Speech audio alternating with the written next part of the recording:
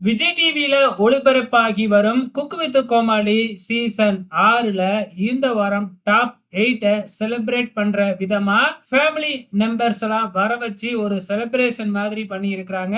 8 பேர்ல ஒருத்தரான நம்ம சபானாவோட ஃபேமிலி மெம்பர்ஸ்ல இருந்து சபானாவோட ஹஸ்பண்ட் நம்ம ஆரியன் தான் வந்திருக்கிறாப்ல.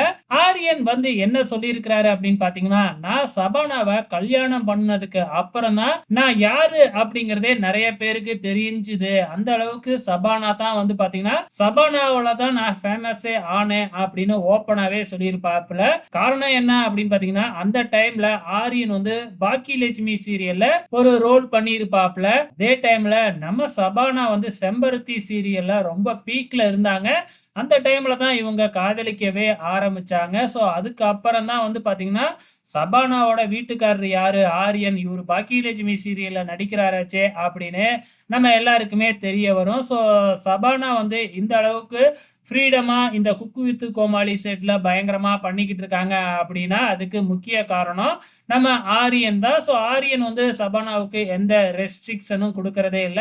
உன் இஷ்டத்துக்கு நீ என்ன வேணும்னாலும் பண்ணு, என்ன கன்டென்ட் வேணும்னாலும் பண்ணு அப்படின்னு சொன்னதுனால தான் சபானா, புகழ் இவங்களோட ரொமான்ஸ் காட்சிகள்லாம் குக்கு வித் கோமாளியில கன்டென்ட்டுக்காக நடக்குது அப்படிங்கிறது நல்லாவே தெரியுது.